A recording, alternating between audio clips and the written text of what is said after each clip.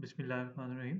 अस्सलाम वालेकुम। उम्मीद करता हूँ आप सब लोग खैरियत से होंगे। मेरा नाम अकबर अहमद हुसैन है और आप लोग मेरा चैनल देख रहे हैं लर्न विद अकबर अहमद। तो बच्चों, जैसे कि आप लोगों को मालूम है कि मैंने ये हज की एक सीरीज़ स्टार्ट की हुई है। इससे पहले मैंने 2 लेक्चर ऑलरेडी हज एंड रेगुलेशन एक्ट 2024 पे मैंने अपलोड किए हुए हैं। उससे प्रीवियस भी मैंने पाक हज ऐप और उसके हज पॉलिसीज़ के बारे में वीडियोज़ अब भी अपलोड किए हुए हैं। अगर आप लोगों ने मेरे वो लेक्चर नहीं देखे तो आप लोगों को मैं ये रिकमेंड करूँगा कि आप मेरे वो लेक्चर्स भी देखें। तो आइए हम स्टार्ट करते हैं 71 एमसीक्यूज पे। What is the division concern responsible for regarding the involvement of HGO. HGOs की इन्वॉल्वमेंट के लिए जो डिवीजन का क्या कंसर्न होता है वो ये होता है कि प्री क्वालिफाइंग एचजीओस मतलब कि उनका जो क्राइटेरिया होता है उसको वो मीट करते हैं या नहीं करते। 72 पे आते हैं।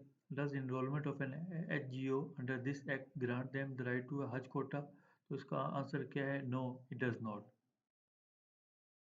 73 पे आ जाते हैं। Who has the authority to allocate distribute and revoke Hajj quotas. तो किसके पास ये अथॉरिटी होती है? तो ये होती है द हज पॉलिसी कमेटी के पास ये अथॉरिटी होती है। 74 पे आते हैं। What affairs are regulated under the Umrah policy. मतलब उम्रा पॉलिसीज के कौन से अफेयर जो है रेगुलेटेड होते हैं? वो होते हैं उम्रा expense, packaging, training and monitoring. तो ये जो है सारी चीज़ इसमें शामिल होती हैं। फिर हम आ जाते हैं 75 एमसीक्यूज पे। Who prepare the Umrah policy under sub section 1। तो कौन बनाता है? वो बनाती है basically a policy committee constituent है, जो कि जो कमेटी जो है इसके एक्ट के तहत बनती है।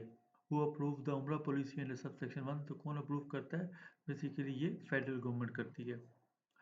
77 पे आते हैं। वेयर इज द अप्रूव उम्रा पॉलिसी नोटिफाइड। तो उम्रा की पॉलिसी भी कहाँ पे नोटिफाइड होती है? वो भी ऑफिशियली गजट पे होती है। 78 पे आते हैं। Who has the exclusive power to grant licences to Umrah group organiser. तो बेसिकली ये किसके पास होती है? ये कॉम्पिटेंट अथॉरिटीज़ के पास होती है।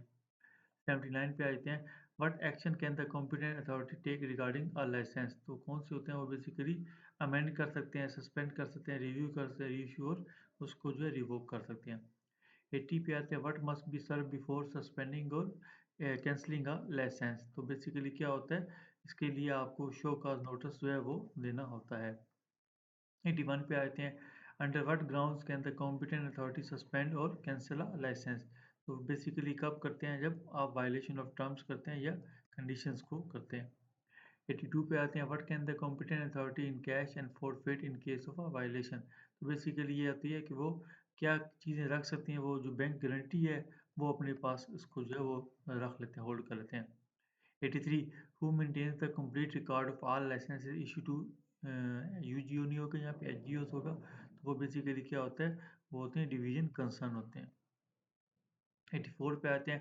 What additional information is included in record of licences maintain by the division concern. मतलब कि जो लाइसेंसेज में एडिशनल इंफॉर्मेशन कौन सी होती है? तो बेसिकली होती है इंफॉर्मेशन ऑफ सस्पेंडेड और लाइसेंस वगैरह की। तो ये इसका ऑप्शन है। What must a UGO do before discontinuing और रीऑर्गेनाइजिंग इट्स बिजनेस। तो वो बेसिकली क्या करती है? Seek prior permission from the division concern. Who is liable for outstanding liabilities and डेब्ट in case of a UG transfer. तो वो जो ट्रांसफरी होती हैं वो लायबल होते हैं। 87 पे what can the division concern do under the criteria for registration. तो ये बेसिकली क्या है? Register and grant licence subject to term condition. ये वाला ऑप्शन था। What must a UGO deposit as part of the registration process. तो basically ये क्या होता है कि वो सिक्योरिटी डिपोज करते हैं और अबाइड बाय रहते हैं टर्म्स और कंडीशन के। 89 पे आते हैं। Who is responsible for preparing the Hajj policy and plan under the sub section. तो बेसिकली होती है आप पॉलिसी जो होती है committee headed by the secretary of the concern division. तो वो इसकी क्या होती है? रिस्पॉन्सिबल होती है। 90 पे आते हैं। What is the term duration for the member appointed to the policy committee for Hajj and policy. तो बेसिकली वो होता है आपके पास 3 ईयर्स का टर्म होता है। 91 पे आते हैं। Under whose approval will the Hajj policy and plan be finish and notified. तो बेसिकली ये फेडरल गवर्नमेंट की अप्रूवल से ही होती है। 92 पे आते हैं। What authority does the division concern have under the government हज स्कीम। तो उनके पास क्या होती है कि to operate as an independent operator for Hajj affairs. 93 पे आते हैं। What specific role does the division concern play under the government हज स्कीम। तो बेसिकली वो क्या होता है? Organising, executing and managing Hajj affairs. 94 पे what type of companies can be issues licence by the competent authority. तो बेसिकली वो private licence companies जो उसको फुलफिल करती हैं। 95 पे आते हैं व्हाट मस्ट हज और Hajj group organiser do before discontinuous transfer reorganisation और चेंज ऑफ एड्रेस। तो बेसिकली वो क्या करते हैं, वो सीख करते हैं परमिशन डिवीजन कंसर्न से। Who has the exclusive power to allocate redistribute and revoke Hajj quota. तो वो बेसिकली कौन होती है, द हज पॉलिसी कमेटी के पास होती है। 97 पे what area does the Umrah policy regulate. तो ये बेसिकली इंटर एरिया उम्रा एक्सपेंसिव पैकेज वगैरह ये सब चीज़ इसमें शामिल होती हैं। 98 पे आते हैं by whom must the Umrah policy be approve and notified. तो बेसिकली ये फेडरल गवर्नमेंट और जो डिवीजन कंसर्न होते हैं थ्रू द ऑफिशियल गैजेट। 99 पे what exclusive power does the competent authority have regarding उम्रा ग्रुप ऑर्गेनाइजर। तो बेसिकली वो सब कुछ इसी सारे के सारे काम जो है वो कर सकते हैं।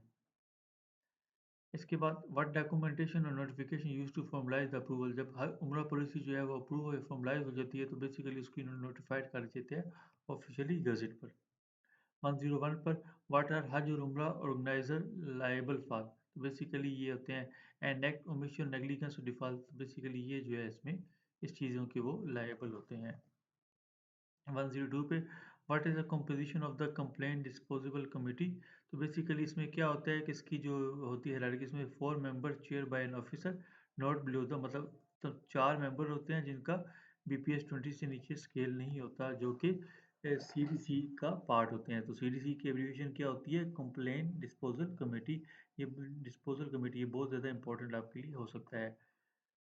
103 what is the primary responsibility of the CDC. तो इसकी प्राइमरी रिस्पॉन्सिबिलिटी क्या होती है, handling complaint related to the violation cause hardship to.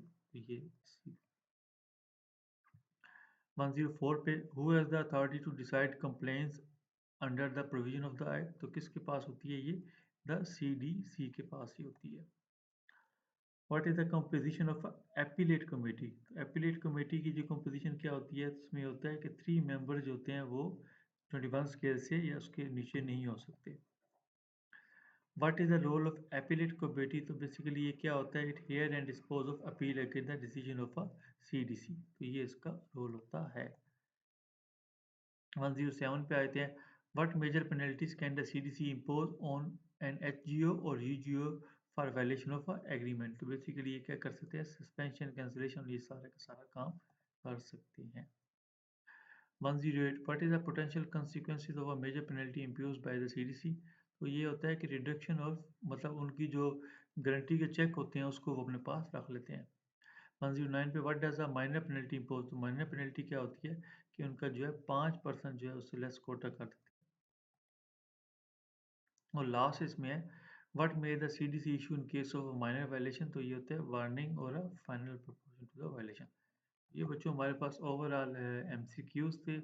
मैं उम्मीद करता हूँ कि आप लोगों को मेरी ये एफर्ट अच्छी भी लग रही होगी। अगर आप लोगों को पसंद भी आ रही है तो आप मेरे चैनल में इस वीडियोस को लाइक भी करें और सब्सक्राइब भी करें और आगे भी अपनी कम्युनिटी में शेयर कर दें। तो इस तरह आने वाले लेक्चर्स में आगे वाले भी टॉपिक को भी हम इंशाअल्लाह ताला कवर करने की कोशिश करेंगे। तो थैंक यू सो मच।